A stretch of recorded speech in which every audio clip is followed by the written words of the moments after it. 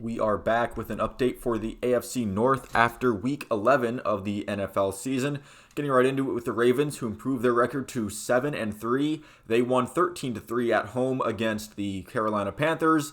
This was a really ugly game, the first quarter especially, a snooze fest. You had Lamar Jackson throwing an interception in field goal range.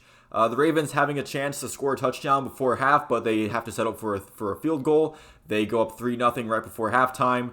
The Panthers would tie it in the middle of the third quarter. Neither team really asserting anything offensively. A Ravens win at this point just kind of felt inevitable because the Ravens defense was playing great, and you could tell that the Panthers offense wasn't really going to be able to sustain anything against them, and it's just a matter of time before the Ravens do something, come to life, get a spark on offense eventually with Lamar Jackson and Mark Andrews and Kenyon Drake and all that talent that they have. You feel like they would eventually get something. However, the Ravens didn't really help themselves, getting sacked out of field goal range, not a good sign there. And there wouldn't be any more scoring from either team until there were under 9 minutes left in the fourth quarter, when the Ravens would get a drive, once again ending in a field goal. Then the Ravens defense forcing a turnover by the Panthers on the next drive, and then Lamar Jackson with a short touchdown run off of that turnover, increasing their lead to 10, which might as well have been 100 in this game, and that the final score would stay 13-3, with Baker Mayfield throwing his second interception of the game to kind of seal it for the Ravens there. Not a very convincing win by the Ravens, but you take what you can get. At this point in the NFL, it's all about getting the record and beating the opponent in front of you. And if they keep doing that, then they'll obviously find a way to a playoff spot. Their schedule is pretty easy throughout the rest of the way. Basically, the Cincinnati Bengals being their only real test, although the Steelers are definitely looking a lot better with TJ Watt, and they play the Steelers twice in very short amount of time, so maybe the Steelers can get a game plan going and take one there. But again, credit to the Ravens defense. They played great against a Baker Mayfield-led Panthers team. Just an aside on that, I didn't think that Baker Mayfield was going to be the answer for the Cleveland Browns or anything after that last season. It was pretty apparent that there was some stuff going on, but I did think that he would have rebounded a little bit after healing up from all his injuries and having a fresh start someplace where he clearly outdueled Sam Darnold in the offseason for the battle for the starting position, and to have that just completely fall on its face has been a little disappointing for me, because I'm not one of these people who hates Baker Mayfield or anything. I didn't want him to lose every single game. I just want, it's not going to work out with the Browns. They trade him to the Panthers. Hopefully he does something there, and so far it's just been awful. That Panthers team is bad. I'm not saying Baker Mayfield is the only reason that the Panthers are in disarray, but it's very clear that Baker Mayfield hasn't done himself any favors as far as his second opportunity in this league so far. The next game for the Ravens is on the road against the Jaguars, who haven't been good, but they have shown flashes of being good. So if the Ravens fail to do anything offensively in that game, then maybe the Jaguars take advantage of that and kind of snatch that game. But again, that would have to require the Ravens to put on another very, very sluggish showing that they played against the Panthers. I think the Jaguars are a little bit tougher competition. I don't think they're going to disappear for the entire game like the Panthers did. But again, it's a very favorable matchup for the Ravens. So moving on to the Bengals, who improved their record to 6-4, trying to keep up in that race with the Ravens for the division. They win on the road against the Steelers 37-30 in a very entertaining game. That was a rematch of the Week 1 game that very surprisingly ended in a Steeler victory in overtime. This is the Bengals' first win in the division. I'm going to go over this game now, and we'll talk about the Steelers later. But the Bengals getting a field goal to start the game out after the teams trade 3 and outs. The Steelers would manage to tie it, and then the floodgates opened for both teams after this. 4 straight drives ending in touchdowns, 2 for each team, and then Joe Burrow throwing an interception that was tipped at the line of scrimmage during a 2-minute drill. I think that was one of those TJ Watt plays where he just makes a huge play, gets the ball tipped at the line of scrimmage, and it's intercepted. Kenny Pickett able to facilitate a drive into field goal range, and they kick that field goal and make it. Bengals trailing 17-20 at the half. throughout the entire game, I do think that both of the kickers in Evan McPherson and Chris Boswell is showing tremendous amount of talent, being able to kick through what you could tell was some decent wind gusts they were kicking against there, and the kickers having a pretty good game in spite of that. In the second half, the Bengals would strike first with a touchdown, and then TJ Watt with a superhuman interception. Joe Burrow just throws the ball, and TJ Watt just jumps it and snatches it like a pitcher catching a line drive at the line of scrimmage. It was insane. That's just one of those TJ Watt plays, and that's a reason why the Steelers look so different when he's in the lineup versus when he's not playing, because TJ Watt can turn a game on a dime with that playmaking ability that he has. He has a play, and the entire complexion of the game changes sometimes with TJ Watt. It's insane what he's able to do. The Steelers only turned that into a field goal, which I believed was a win for the Bengals defense to not allow a touchdown there, because if they score a touchdown, then I think in that game they would have grabbed the lead, and then that would have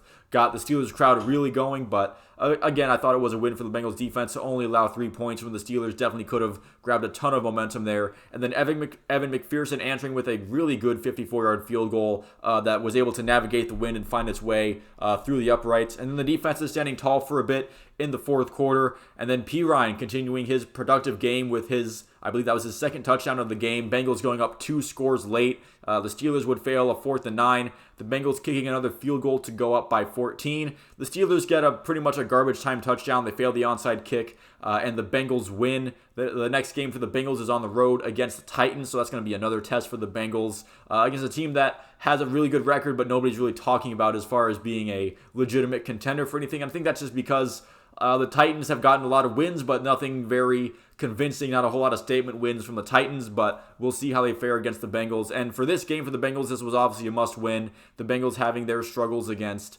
I think teams within the division is really important. I feel like that's something you want to try to cure and try to really get it going in your division, especially if they want to keep up with the Ravens. They're going to have to just churn out win after win after win, because the Ravens are going to have to slip up at least once in order for the Bengals to make a comeback as far as getting first place in the division, and also they have to keep winning in order to keep up with the wild card race as well. So it's really become a two-team race in the AFC North, obviously, between the Ravens and the Bengals, as we'll get to just in a second, with the Cleveland Browns, who fall to 3-7 now. They lost against the Bills in Detroit at Ford Field, 23-31. That score making it look a lot closer than the game really was. I did already cover this game a couple days ago, but for the TLDR, the Browns defense did really well in the first half while the Bills were still getting up to game speed. The Bills not being able to really practice or get too many reps in, so the Bills kind of looking off early. But the offense for the Browns could not take advantage of that with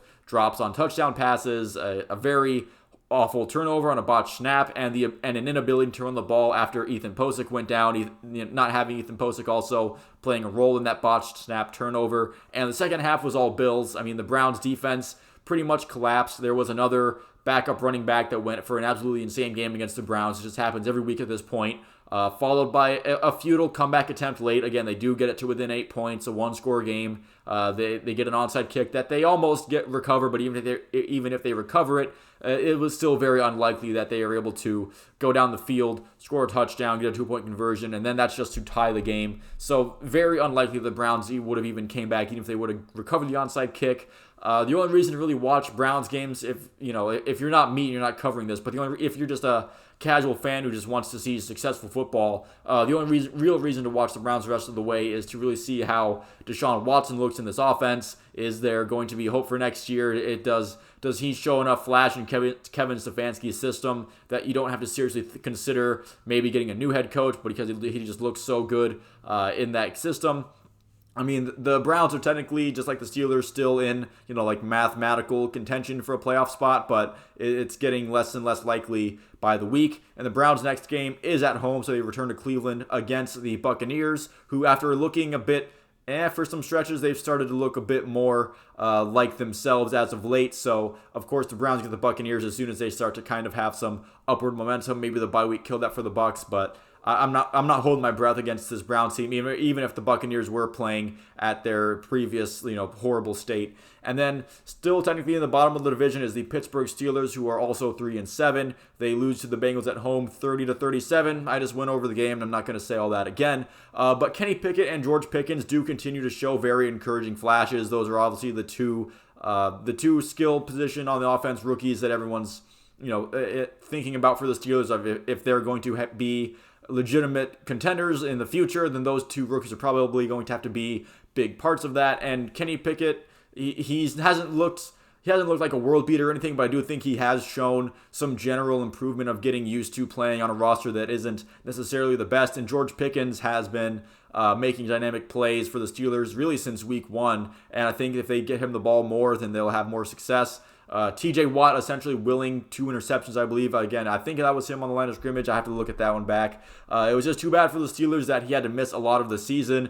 There were some ugly one-score games that you think maybe if TJ Watt is playing on the roster and he's there, then maybe some of those games could have been wins, and the outlook for the Steelers might not be as bleak as it is. I think Pat Freiermuth is starting to look like the real deal. That was a pick that was kind of maligned because you thought the Steelers might have had some bigger holes to fill than tight end, but I do think Pat Freiermuth has rounded out into form really nicely for them, and he's been looking good, and they're kind of in the same boat as the Browns and just kind of watching how the quarterback and how the young players do down the stretch. And the Steelers' next game is on the road away against the Colts on Monday Night Football. That is gross. I don't know why you would subject a national television audience to Steelers against the Colts. The Colts do not belong on national TV. The Steelers definitely don't. It's another this is a game that you'd think they'd put on Thursday Night Football and give that to Amazon and Jeff Bezos, but I guess maybe I don't know if the Manning cast is doing this game, but I assume that's going to be maybe a bit entertaining to join in for some sarcastic Manning comments about how horrible this game is or anything. But yeah, that's pretty much it for the AFC North this week. So thank you all for watching. If you made it this far, please feel free to leave a like and a subscribe if you enjoyed the video and you'd like to see more like it. I do these AFC North updates every week that they play, obviously. Let me know what you think down in the comments below, and I will see you at the next one.